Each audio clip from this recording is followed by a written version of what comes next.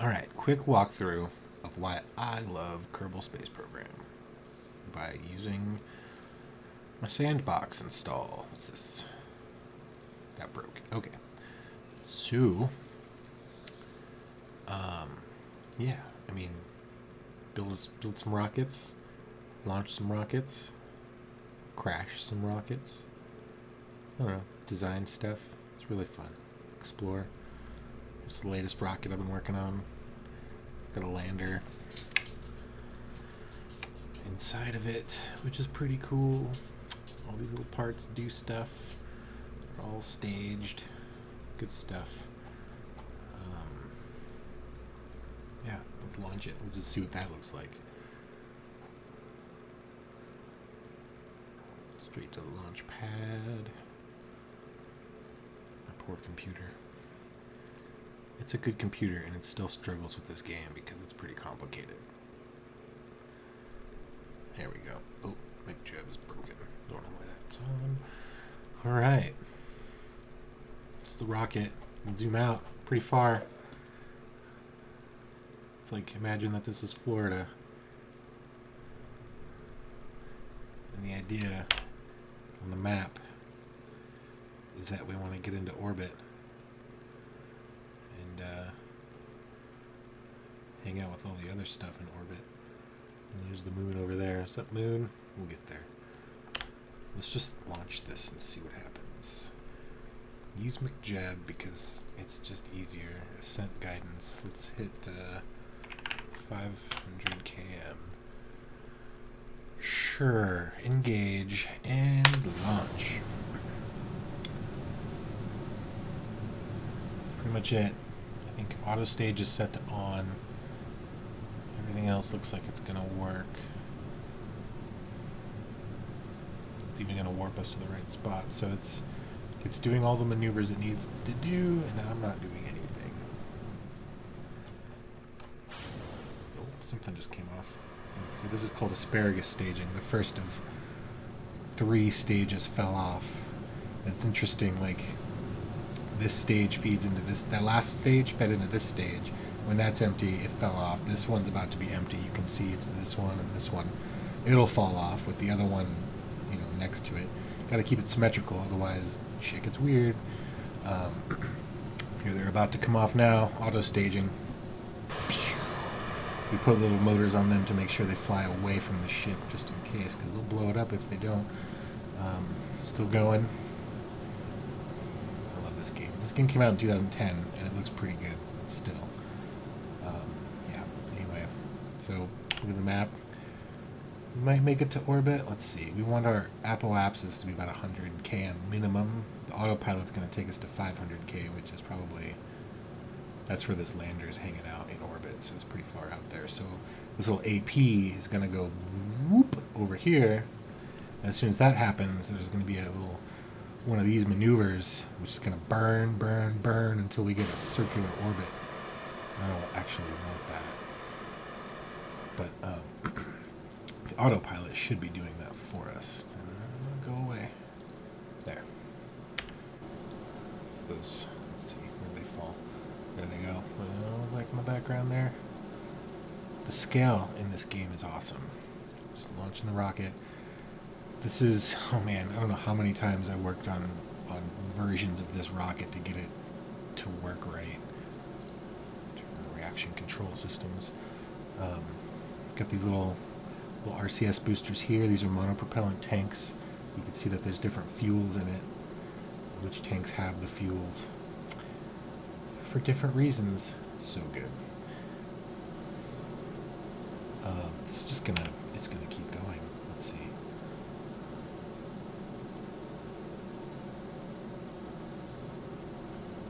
You know what? We're gonna disengage autopilot and do it live. So we just take this and we say, we're at 120K. Let's get the periapsis and the apoapsis to be about the same. So if we look at this, it's at 210. That's too far out. Oops, wrong thing. This thing here. Boop, boop, boop. 149, 121. Almost circular. There we go. 123, 116. Close enough for me. So what we're going to do is, you know what? Autopilot's actually pretty good here.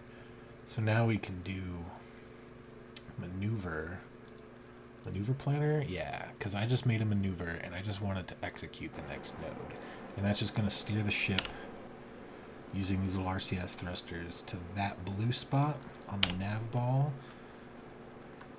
and that's going to be where the ship needs to point when it gets to this spot. Actually, so we need to burn for 20 seconds. We got to make sure we have 20 seconds worth of fuel, and we have 315 seconds worth of fuel. Nope, sorry, burn 67 seconds. So there's totally enough time. So you got to start burning halfway through, so 9 seconds before the T-minus for 18 seconds. So now, then it's going to burn, and you'll see the blue will light up a little bit.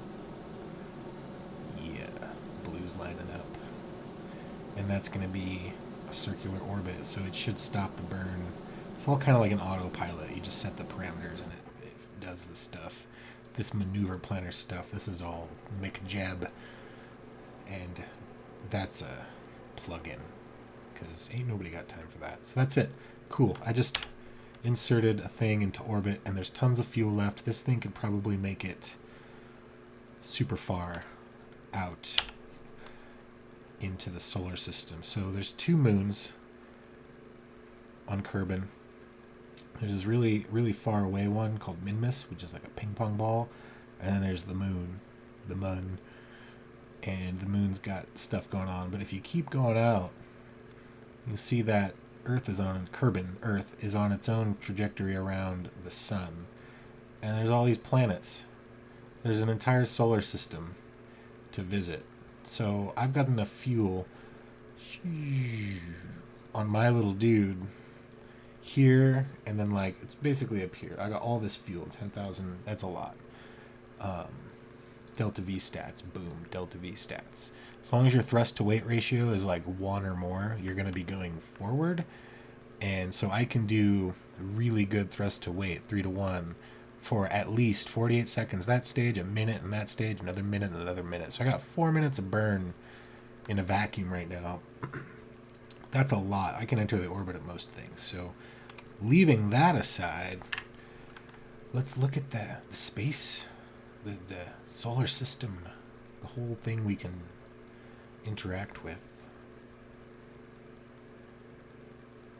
Oh God, what's going on? See all those lines? Yeah. That's my radio network. I have a lot of satellites, and they do a lot of crazy shit. Let's turn that off for now. Yeah, there's all the business. Let's see if we can look at the moon. There's some stuff. There's the moon. Some stuff in orbit. I've got some landers on the moon. Here's a dude. Let's see. This one, can I go to it? Let's see if we can go to the moon.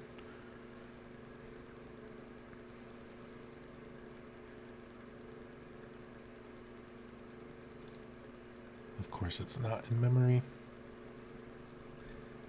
I haven't been to the moon in a while. There we go. Oh, we got a lander on the moon. There's my little dude. I can actually... Can I control? How's the little dude? I don't know. I can control the little dude sometimes. Let's see. What's the time look like? Let's speed this up. How about sunrise? That won't work here. Oh, there you go. So full time cycle because we have the whole solar system to work with.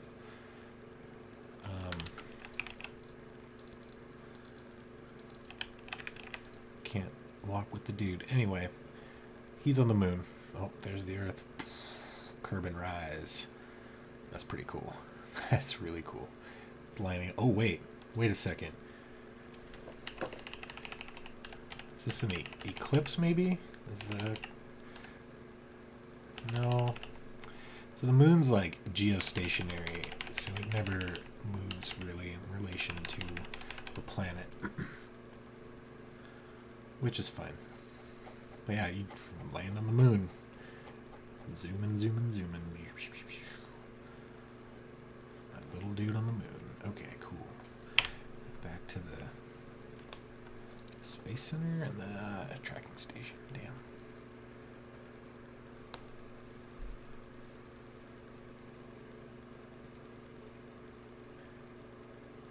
It's kind of like a sandbox Like you can do a campaign with money. You can like earn money by doing missions and starting off with like a really a really small tech tree, and then like buy parts of the tree and like get better engines and all that stuff. But ain't nobody got time for that. So instead, we just do sandbox mode, which is unlimited budget. Just do what you want, build your own world, and that's what we did. So yeah, I mean, you see, I've got a bunch of stuff around Kerbin. I've got some things satellite-wise. I've got like a couple different planes of orbits, but I've got some satellites that communicate with. There's an asteroid grabber because you can do that, sure.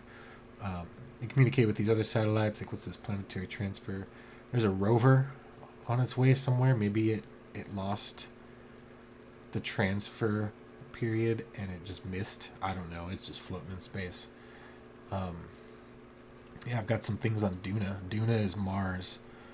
Pretty sure I had things on Duna. Yeah, I've got some satellites. I've got some landers because it's really fun to land on Duna. Bunch of dudes just hanging out. Poor dudes. Let's see. Duna's got its own moon. Put a satellite on that because why not? The satellites are so cool. So turn them back on. It's like if you look at everything, the big green links are like super strong, and those are big ships that handle the signal, and they pass it down to the smaller ships. And you can see that Duna itself has like a relay network of 2 transit orbits, and like if I speed it up, it looks so cool.